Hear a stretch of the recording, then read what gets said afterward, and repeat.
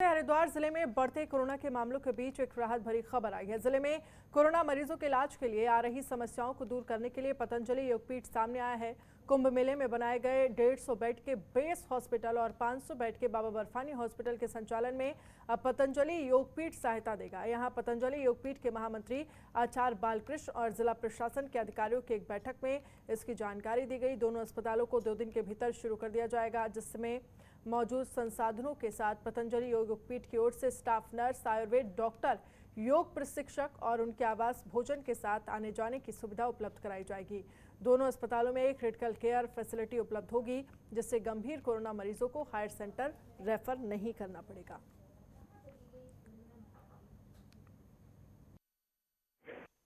सबको प्रयास करना चाहिए कि हम क्या कर सकते हैं। श्रद्धेय स्वामी जी के नेतृत्व में पतंजलि भी बहुत कुछ कर रहा है और भी कुछ करना चाहता था, और उत्तराखंड शासन और हरिद्वार प्रशासन के सहयोग से अभी 2 अच्छे जो हॉस्पिटल हैं कोविड हॉस्पिटल के रूप में और क्रिटिकल केयर के लिए हम लोग व्यवस्था कर रहे हैं। उसमें सरकार की ओर से जितने भी संसाधन हैं उसके साथ में पतंजलि अपनी तरफ से पूरी तरह से एफर्ट करेगा। अभी पतंजलि के साथ एक मीटिंग किया गया है। उनके साथ एक एग्रीमेंट हो रहा है कि हमारा base hospital and Baba Barfani hospital को ये हमारा गवर्नमेंट ऑफ उत्तराखंड के साथ जो है एसोसिएशन में उसको चलाने के लिए एक एग्रीमेंट बना है। इसमें कोशिश करेंगे कि 1-2 दिन के भीतर ये चालू हो जाएगा। वो शुरुआत में हम लोग उसको DCHC के रूप में चालू करना चाह रहे हैं। बहुत जल्दी ये भी DCH बन जाएगा। का मतलब जो है क्रिटिकल केयर फैसिलिटीज़ वहाँ पे भी शुरू हो जाएगा।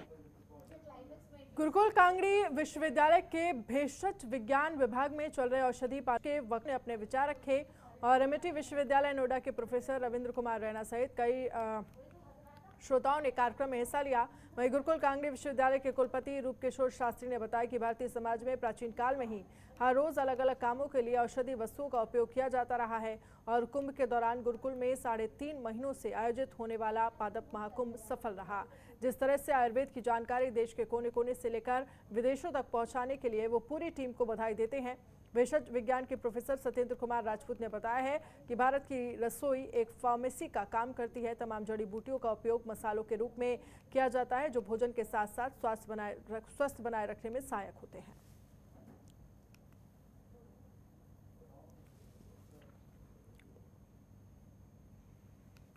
कोरोना काल में जो हमारा देश विदेश विश्व सारा लड़ रहा है, उसमें औषधि पादप जो हमारी जड़ी बूटियां हैं क्या महत्व देती हैं और इसके साथ ही योग वेद हमें क्या ज्ञान देते हैं जिससे हम इस तरह के पैंडेमिक को बचें। इस पे बहुत ही विस्तार से चर्चा की गई। ये जो सत्र हमारा 3.5 महीने से ज़्यादा चला और इसमें देश विदेश से आए हुए बहुत ही सम्मानित विद्वानों ने अपने विचार रखे। और कोविड संक्रमण में लगातार हो रही बढ़ोतरी की वजह से जन कल्याण की सुरक्षा को लेकर सरकार की ओर से निरंतर बेहतर उपाय किए जा रहे हैं, जिससे चलते 1 हफ्ते का लॉकडाउन भी लगाया गया। प्रदेश के कई जिलों में नाइट कर्फ्यू भी जारी है। कोविड की रोकथाम के लिए वैक्सीनेशन का काम भी तेजी से जारी है, जिसके चलते 45 साल के लोगों को पिछले कई हफ्तों से वैक्सीन लगाई जा रही है। वहीं कई राज्यों की तरह उत्तराखंड राज्य में 18 साल की उम्र के लोगों को आज से वैक्सीन लगाई जानी थी, लेकिन वैक्सीन के काम को रोक दिया गया है। और वहीं 45 साल की उम्र के लोगों का वैक्सीनेशन हॉस्पिटल से दूर नागर पालिका भवन और एक सरकारी स्कूल में किया जा रहा है।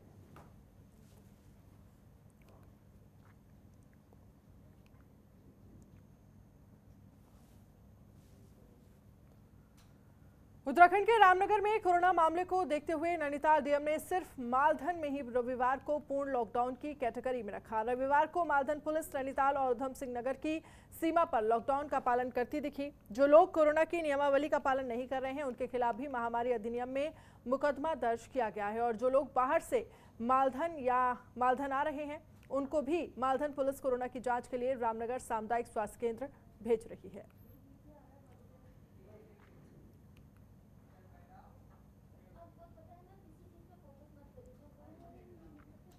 उत्तराखंड में बढ़ रहे कोरोना के मामलों के लेकर एक तरफ सरकार ने तो वीकेंड लॉकडाउन का ऐलान किया है, वहीं दूसरी तरफ नगर निगम भी शहर के प्रति सजग है और वीकेंड लॉकडाउन के दौरान शहर भर में नगर निगम भी सैनिटाइजेशन का काम कर रही है। पालिका के अधिशासी अधिकारी शांति जोशी का कहना है कि रोज प्रत्येक वार्डों में सैनिटाइजर का छिड़काव किया जा रहा है। उन्होंने बताया है कि कोरोना वायरस एयरबॉर्न हो गया है, इसका हवा में ही खात्मा जरूरी है, इसीलिए हवा में ही सैनिटाइजर फेंका जा रहा है। साथ ही कहा यहाँ पॉजिटिव केस ज्यादा आ रहे हैं, वहां पर पालिका पूरा सैनिटाइजेशन का कर रही है। शहरी विकास विभाग और जिला अधिकारी के निर्देश पर कार्य किए जा रहे हैं।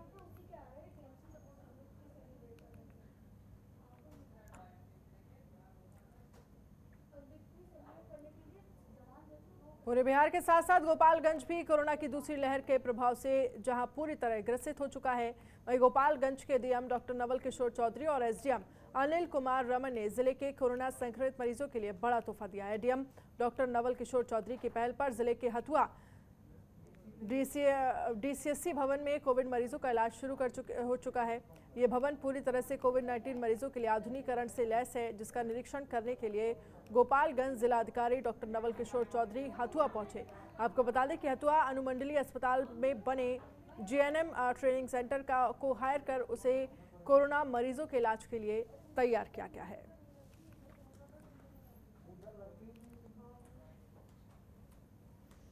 अभी जो हमारा डीसीएचसी है हम लोग उसको शिफ्ट कर रहे हैं उस बिल्डिंग से दूसरी बिल्डिंग में।